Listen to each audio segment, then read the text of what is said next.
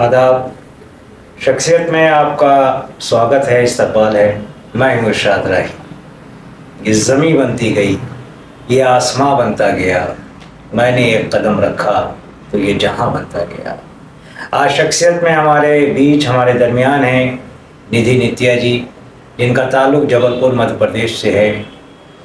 आप बहुत शानदार लिखती हैं। अभी आपकी किताब आई है जिसका नाम है women at the rate of 36, और इस किताब में तो एक धूम मचा दी है और पूरा लखनऊ क्या, पूरा हिंदुस्तान उस किताब के ऊपर चर्चा कर रहा है। हमारे बीच में निधि नित्या जी हैं। आइए उनसे जानते हैं उनकी ज़िंदगी के बारे में, उनके साहित्य के बारे में और उनकी फनकारी के बारे में। निधि जी, मेरा सबसे पहले आपसे ये सवाल है, हमारे दर्शकों को ये बताइए कि आपने लिखना कैसे शुरू किया? लिखना तो लगभग 8th या 9th क्लास से शुरू कर दिया था। उस वक्त क्योंकि घर में पापा का रुझान बहुत था लिखाई पढ़ाई की तरफ, और पापा उस वक्त हम लोगों को किताबें दिया करते थे कि आप इन्हें पढ़ें और इसकी, जिसको पुस्तक समीक्षा कहते हैं, सामरी करना किताबों की, तो वो करने के लिए दिया करते थे कि गर्मी की छुट्टियों में आप ये करें। तो वो एक इंस्पिरेशन कहीं ना कहीं थी। वो पापा की लाइब्रेरी बड़ी अट्रैक्ट करती थी, उसमें बड़ी अच्छी अच्छी किताबें होती थी, तो पढ़ते पढ़ते लिखने का शौक हो गया। ये बताइए, तो आपके जीवन में लिखने के लिए आपको प्रेरित किसने किया? प्रेरणा कहाँ से मिली? सबसे ज़्यादा प्रेरित तो पापा ने किया। पापा ने, और उसको फिर आगे बढ़ाया माँ ने। और उस वक्त जब हम लिखा करते थे तो पापा अपने दोस्तों के बीच में, अपने पहचान वालों के बीच में पढ़ के सुनाया करते थे कि ये इस तरह से लिखती है। लेकिन बाद में वो सब कुछ लिखना पढ़ना दूसरी चीज़ों में गुम होता चला गया। मगर कुछ साल पहले जब हमारी बिटिया बड़ी हुई नित्या, तो उसने फिर इंस्पायर किया इस तरफ की, नहीं माँ, आप ये इतना अच्छा लिखकर आप रखें मत, इसको बाहर निकालिए, क्योंकि आपका लिखा हुआ लोगों को बहुत इंस्पिरेशन देगा और आप बहुत अलग तरह का लिखते हो। तो ये करीब करीब 1-1.5 साल पहले नित्या के कारण फिर ये सारी चीज़ें बाहर आई और शुरुआत ओमजी पब्लिकेशन। शायद इसीलिए आपने अपने नाम के पीछे अपने बेटे का नाम लगाया है। बिल्कुल, जो शख्सियत आप देख रहे हैं निधि नित्या में, ये अकेली निधि नहीं है, इसके पीछे पूरी ताकत नित्या की है। हमारे दर्शकों को अपनी उस किताब को भी दिखाइए जो पब्लिश हुई है।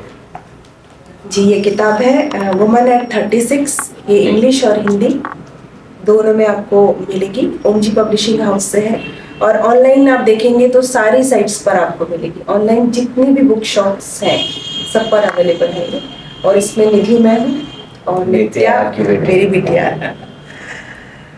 बचपन की कुछ यादें जो आपके जहन में महफूज हो, हमारे दर्शकों को शेयर करना चाहें।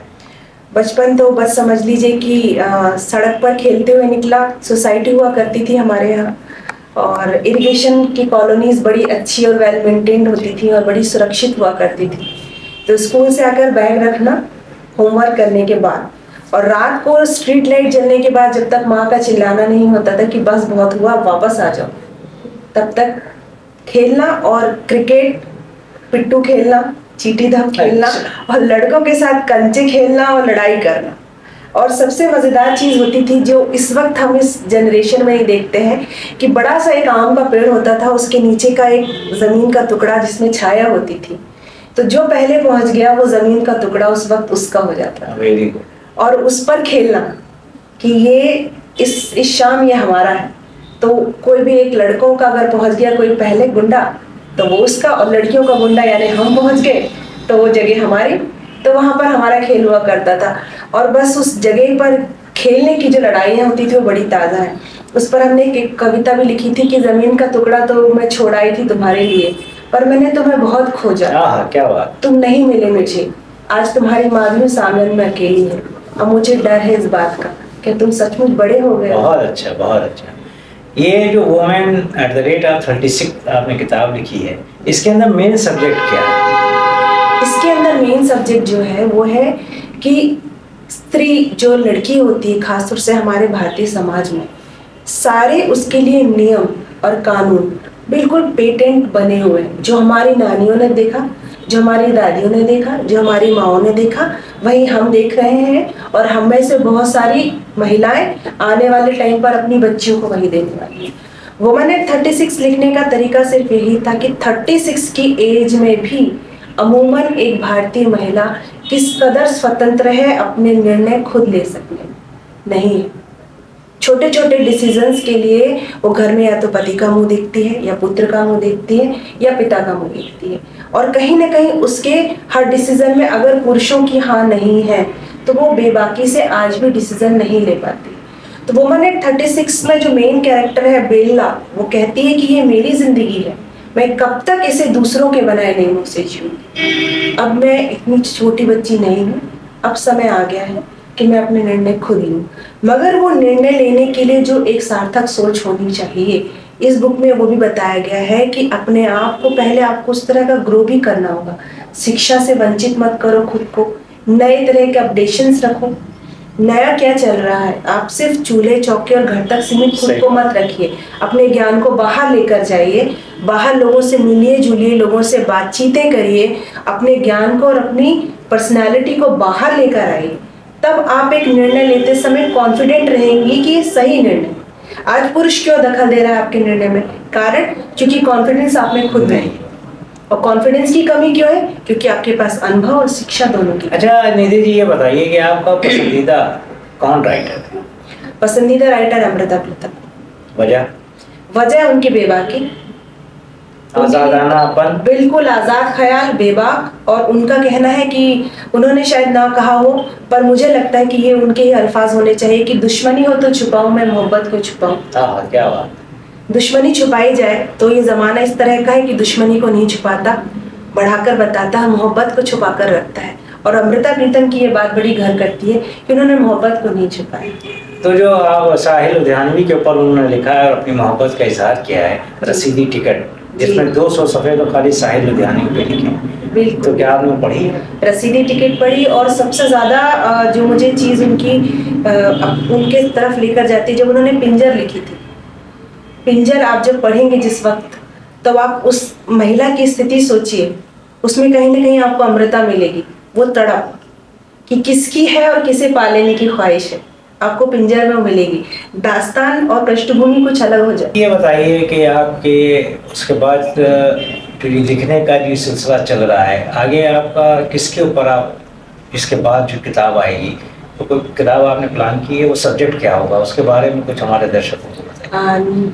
अगली किताब मेरी जो आ रही है वो बेसिकली मजहब, टेररिज्म और जो आज का माहौल चल रहा है उस पर है कि क्या सोच हो सकती है, एक टेररिस्ट की सोच क्या हो सकती है, वो किस तरह से बदगुमान है, या वो किस तरह से किस सोच को लेकर चलता है।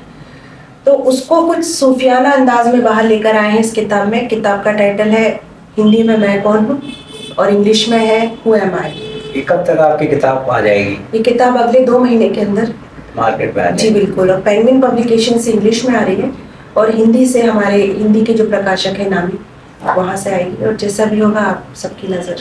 हम चाहेंगे कि इस मौके पर आप अपनी कोई कविता जो आपको बहुत पसंद हो वो सुना दें हमारे।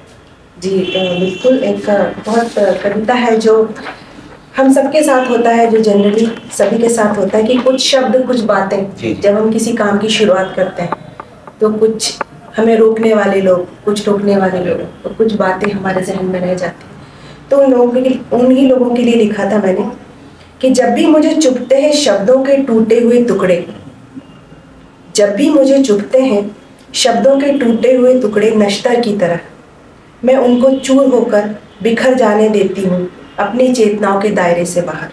क्या बात है।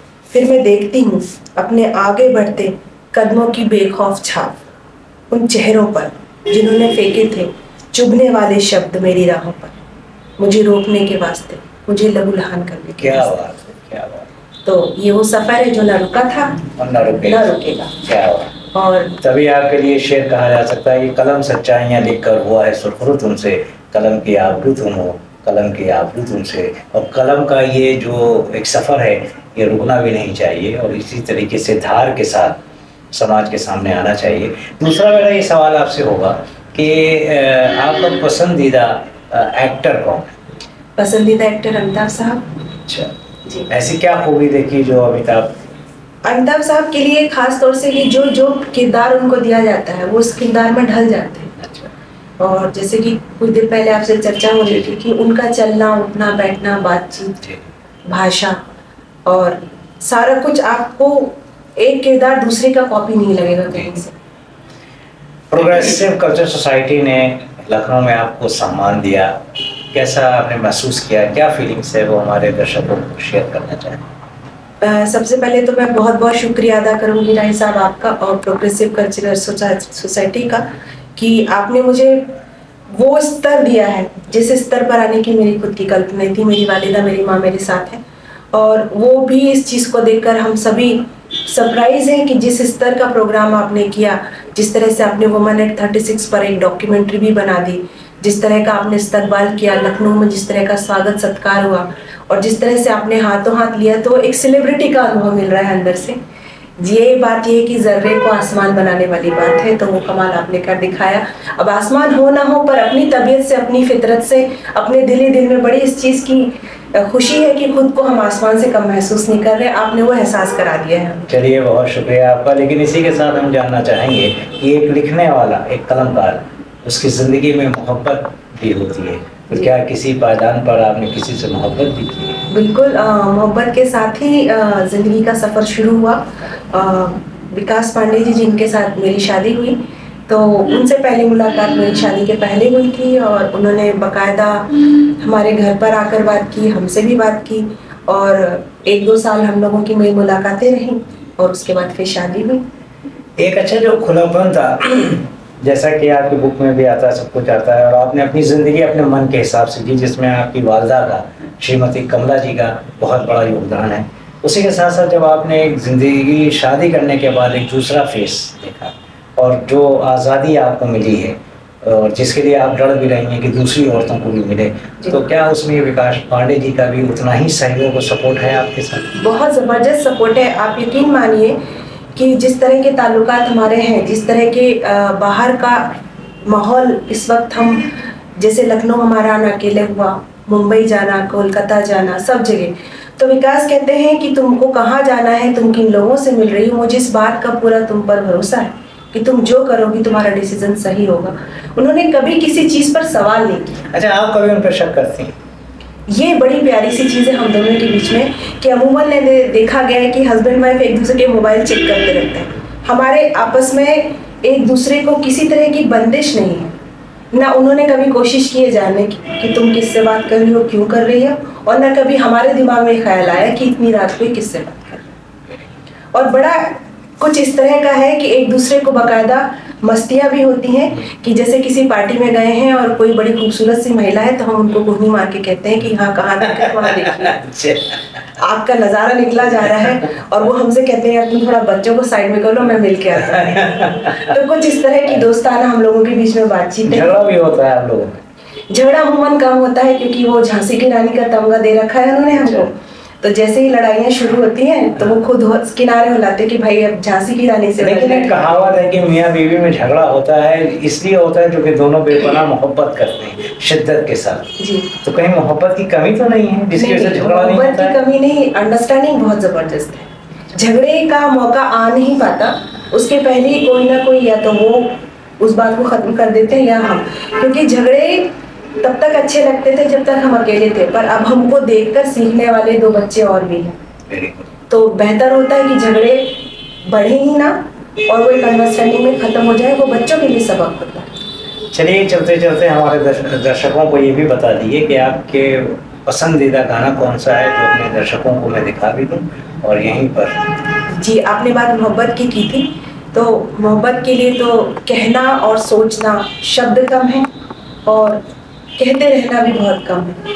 एक गाना है खामोशी पिक्चर का, हमने देखी उन आँखों की महकती खुशबू, क्या बात है, हाथ से छू के से रिश्तों का इल्जाम। रिश्ते वाकई इल्जाम होते हैं, और वो रिश्ता जिसमें वो एक संबंध जिसका कुछ नाम ना हो, वो बड़ा पाक रिश्ता होता है। ये तो बहुत ही प्यारा गाना है। तो ये गाना है, इसके सारे शब्द, प्यार कोई बोल नहीं, प्यार आवाज में, ये सुने आप तो, और जिस तरह का उसमें म्यूजिक है अब वो सुने, बड़ा ही खूबसूरत गाना है, बहुत पसंदीदा गाना है। तो शख्सियत में हमारे दरमियान आज थी मोहतरमा निधि नित्या जी, जिनसे बहुत ही बेबाकी से हर पहलू पर बात की गई और उन्होंने बहुत ही बेबाकी से सारे सवालों का जवाब दिया और अपनी सारी खूबियों को बताया, अपने पीछे के पस मंज़र को बताया, अपने बचपन का भी उन्होंने शेयर किया। फिर हम लोगों की मुलाकात हो गई अगले हफ्ते किसी और पर्सनालिटी के साथ, किसी और बड़ी शख्सियत के साथ।